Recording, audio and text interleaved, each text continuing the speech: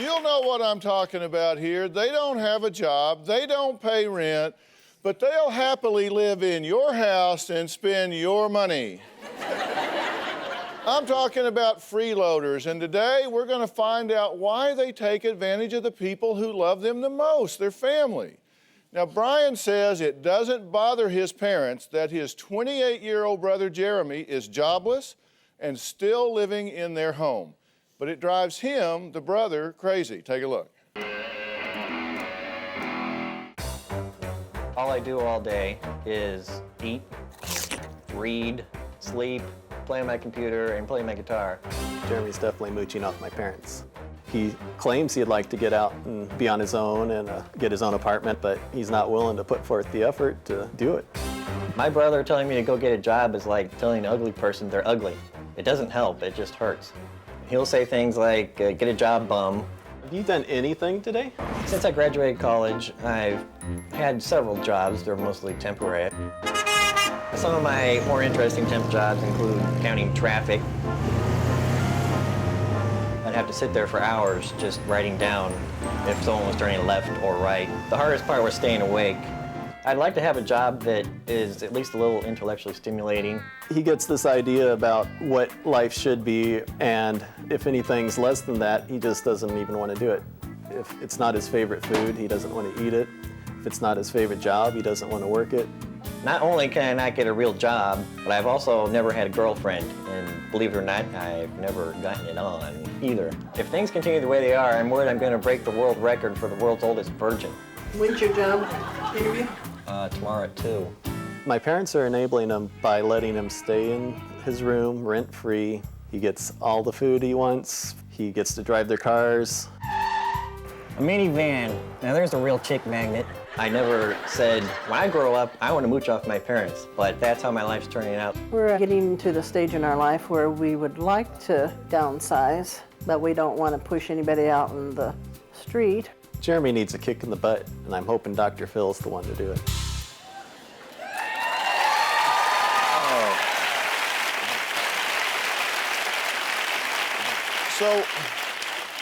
So what's your story here? Why are things where they are? Well, that's just the way things have worked out. I mean, I have a college degree, but it's in finance, which I really don't want to do. And I really want to work with computers, but right now, for the last several years, unfortunately, getting a computer job has been really, really hard. I guess the question I have in there is, I just heard everything you said. You got a college degree in finance, but you want to work on computers, and there aren't any jobs in that, so I'll just eat worms. So I've been applying for, accounting jobs and data entry and stuff, but I don't know. Maybe there's something about how I act when I'm in an interview. You think? That yeah. How long did you live at home? Till I was about his age. Longer than me. Till you were like 28? Yeah, about 29. 29? Yeah. And you have another brother? Yep. Garrick? Older than me also. He's older than you, and he lives where? He lives about 2 doors down from me. Down the hall. Uh-huh. Mom, Yes. what's up with this? You're raising these boys like 30 years into their life? I guess so. You guess so. If you call roll and they answer, that means yeah. Honestly, you're not helping him. You're not helping him. It's kind of like if you had somebody that was going to have to run a race, and so you carried them everywhere, and then they have to run the race. When it comes time for the race, you can't carry him. He's got to get his legs under him. He's got to get out there. You need to give the boy 30 days, and then you need to change locks on the house. It's just that simple. I'm so serious. I'm so serious.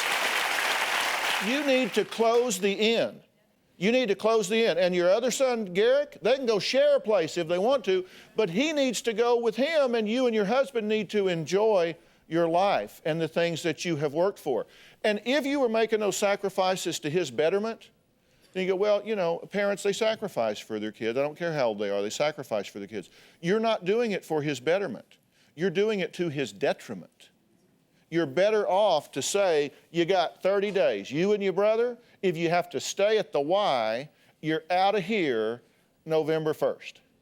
And if that means you got to wash cars, mow yards, work in accounting, go down to Dillard's, go to Sears, go somewhere that you can have a seasonal job for Christmas or what, you need to get a job, because when you get out there and get moving and thinking and interacting, that's when things will start happening for you. You need to draw the line in the sand. He needs to get gone. It will be a gift to him if you cause him to require more of himself and use the skill sets that he has. 25-year-old Chantel says she's been taking care of her brother Derek since her mother died when he was 15. He's now 20 and she's ready to kick him out of the house. Here's why. Derek had to come live with me after our mom died. He was 15 and I was 19. I didn't really have a choice. Derek didn't have anywhere to go. I kind of had to play mother, just getting him up, ready for school, cooking his meals, cleaning, taking care of all the household duties. Sometimes she's like my mother, sometimes she's my sister, sometimes she's my roommate, and sometimes she's my friend. Now that Derek's 20, not a lot has changed. I still do the majority of the cooking, the majority of the cleaning. I pay all the bills. I have to be home. I can't spend a night anywhere, otherwise things don't get done. So the one thing that I asked Derek to do is to feed the fish. Pretty simple, still doesn't get done. I'll admit that she does do more than half of the cleaning, but she also does make a majority of the mess. To get Derek to do things, I have made lists. I have tried to make schedules where there's like bonuses. I have cried, I have begged, I have bribed, I've threatened to kick him out of the house, I've threatened to leave myself. So you think you'll be able to give me a hand around the house tonight? I'm watching this now.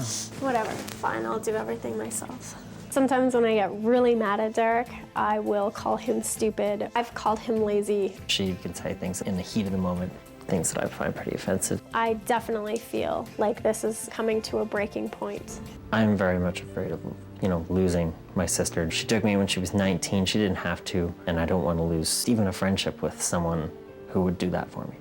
All right.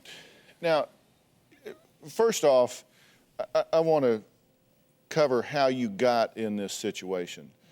You all lost your mom 5 years ago, and your family, and at that point you closed ranks, you came together, you supported each other, and you got through that time, you made a home, and you moved forward, right? Yeah.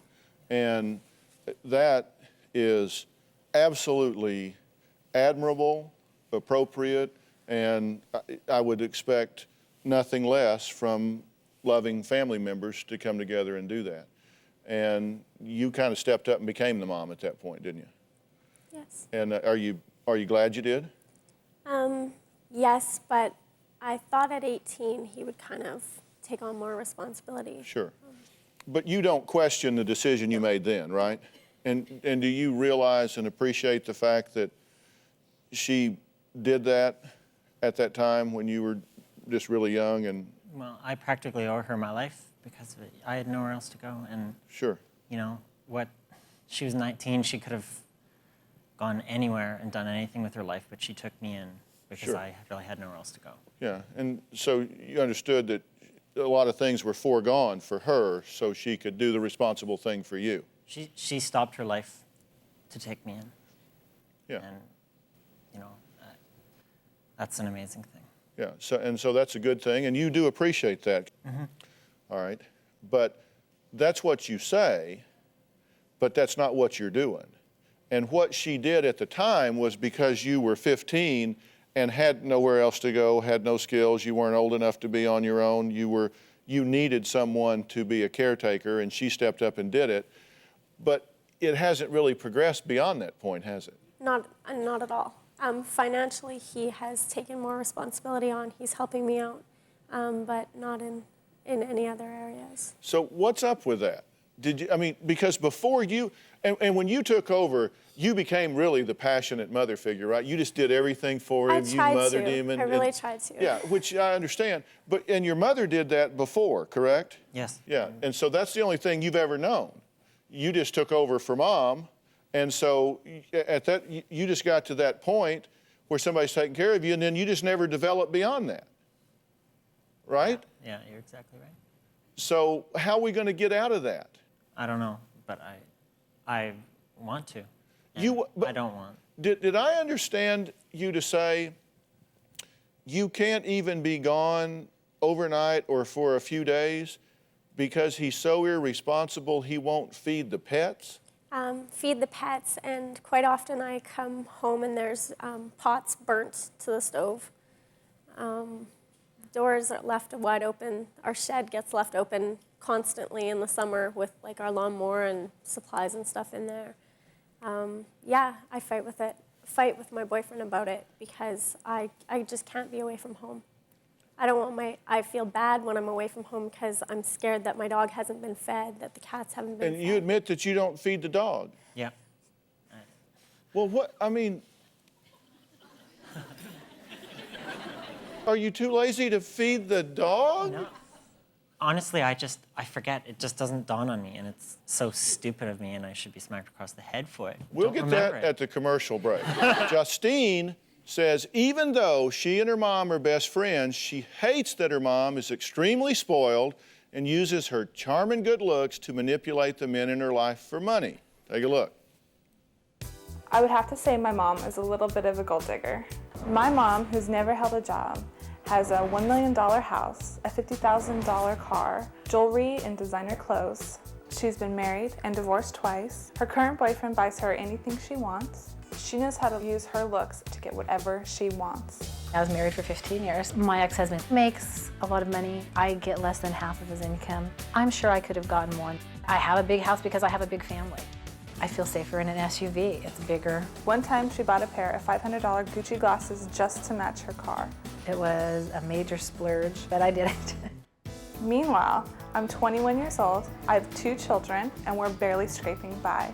I even have to live with my mother-in-law. I think how my mom lives is starting to affect my 12-year-old sister. I see my sister Nicole starting to act snobby and attitudey, and my mom encourages it by buying her the best clothes, the best accessories, the best furniture for her room. My mom always goes for the older, better off man.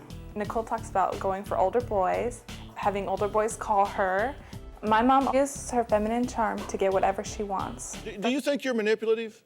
No. You don't? No. Do you think she is? Very, Yes. right? Well, I always watch what people do, like when they come to the show, because I think that's kind of a microcosm of their life. And so I had to make a list of the things that they experienced with you since you got here.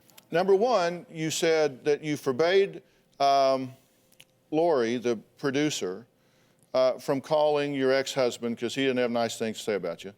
No, I just didn't want it to be part of the show because I felt like that was a private thing, and I don't want my so kids. We didn't call him, but you made that demand. And even though the daughter said that she used the word gold digger, you didn't want her to call you that on the show.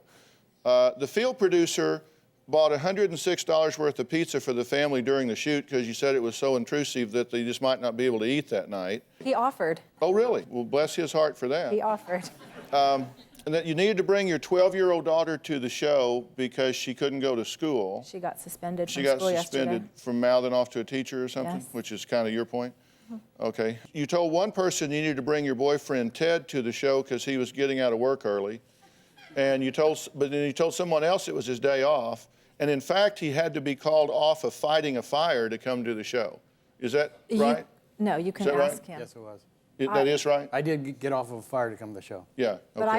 I didn't ask him to be here. He wanted to be I here. volunteered. Okay. You came to L.A. without your makeup bag? I don't know what happened to it. Did it get lost or something? Yes. But we got you in the limo and took you to the store and bought all the stuff? We had no toothpaste, toothbrushes, Yeah. nothing. Okay, and then you asked to be reimbursed for that. They offered. They did? Yes. Okay. Well, boy, there's two sides to all of these stories. I'm definitely controlling, I admit that, but there's a difference between being spoiled and controlling. Do you have a story or a question for me? Click the link in the description and tell me what in the world is going on.